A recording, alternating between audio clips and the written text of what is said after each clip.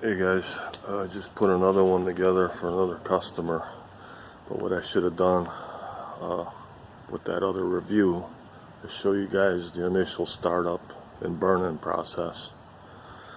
So that's what I'm going to do now.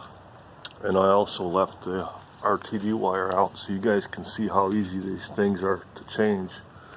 Just a quick disconnect and then just change that thing out. There's 2 screws.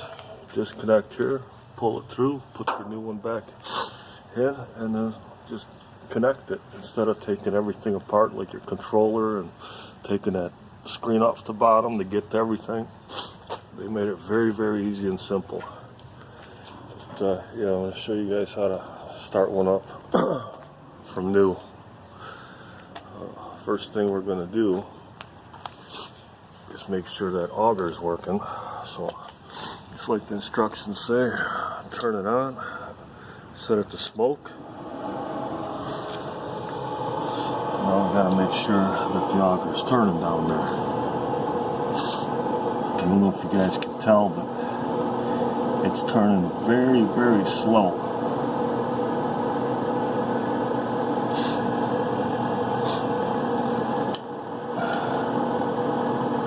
So the auger's turning, we're good there. And then they say, make sure that you can feel air coming out of that fire pot.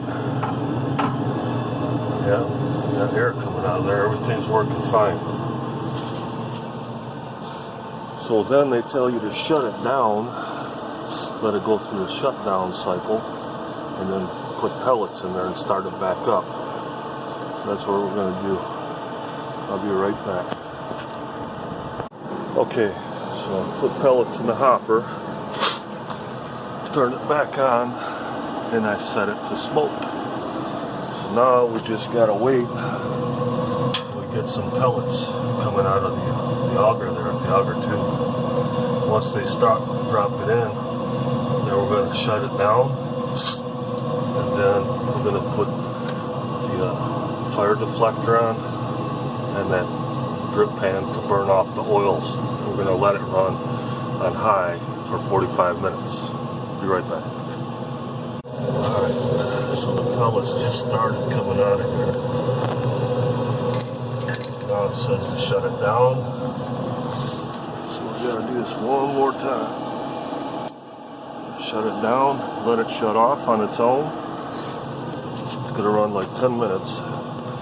So now we're going to unpackage the drip pan and the fire deflector, set those in.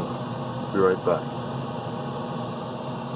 Okay, so it went through its shutdown process after I primed the auger, shut it back down. So now we got to take this, trying to do this with one hand, put everything back in. Once that auger is primed, we can burn off the oils off this. That's a nice fit. Put the drip pan in. Oh, getting old. So, always the small flange here, and the big flange here. Goes in this way. Small flange to the left, big flange to the right. Let's drop this in here.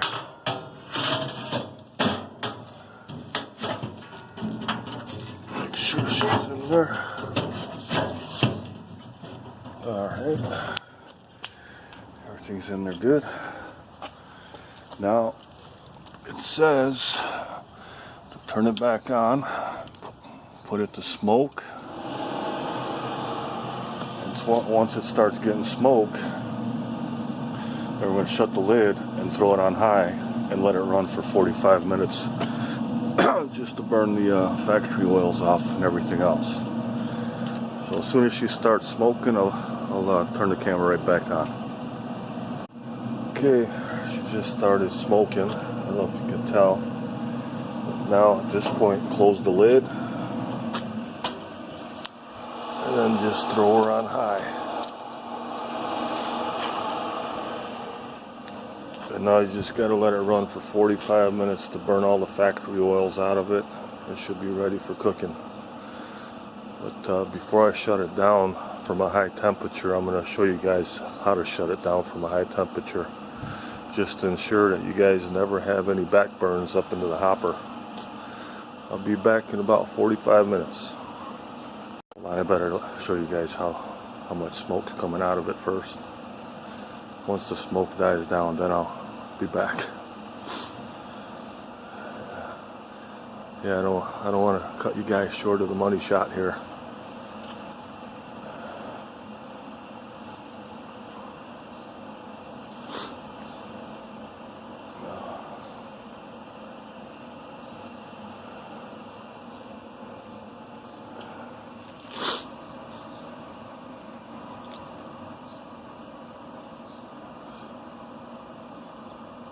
It's ripping like a train.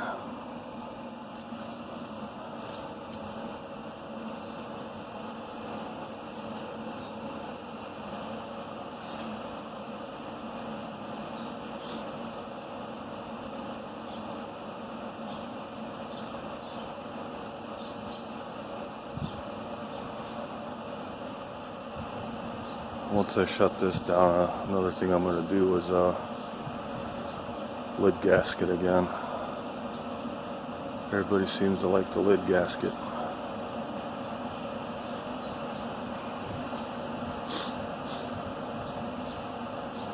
Once you get over like 250, 275, it'll have less and less smoke, but you still get that awesome wood flavor.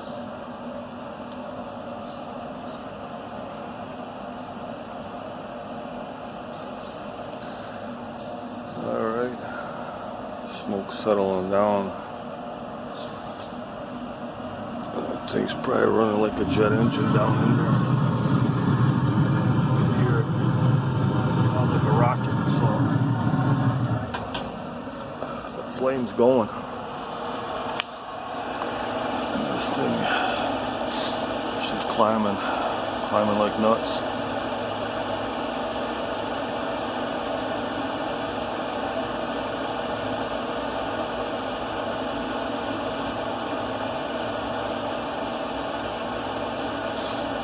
Anyhow, this is all probably boring to you guys, so I'll be back in 45 minutes.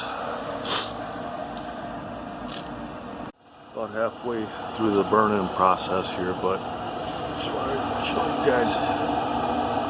It does run around 450, but it'll fluctuate up and down 5 to 7 degrees, depending on how windy and how cold it is.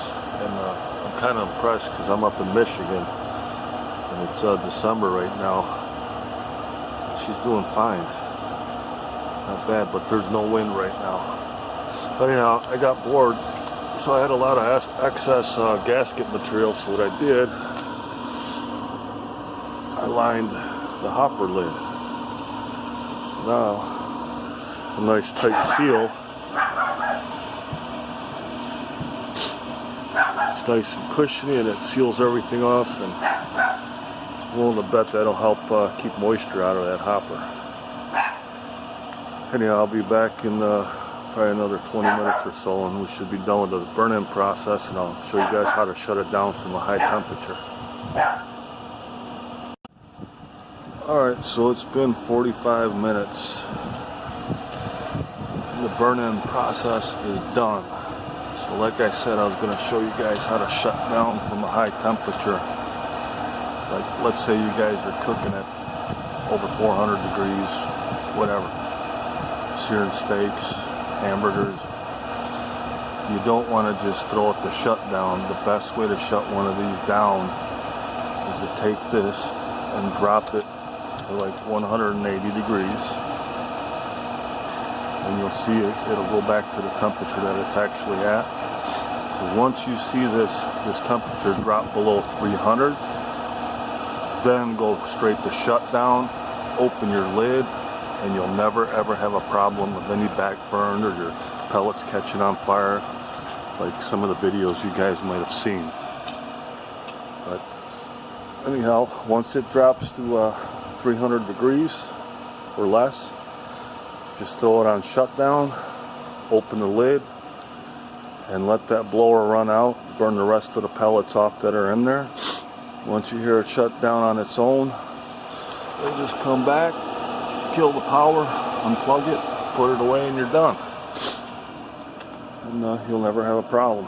But once this thing cools down, shuts down, I'm going to do another lid gasket, and you guys probably already saw that in my other video, but I'm going to do another one because somebody's seen the video, and they only live about 10 miles from here, and they want this one, so they want me to put a lid gasket on there for them, and that's what I'm going to do.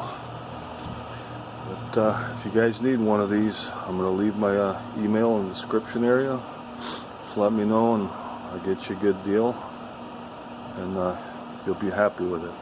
It's really a nice grill, and it's built like a tank. Works awesome. Anyhow, you guys have a great day. Bye.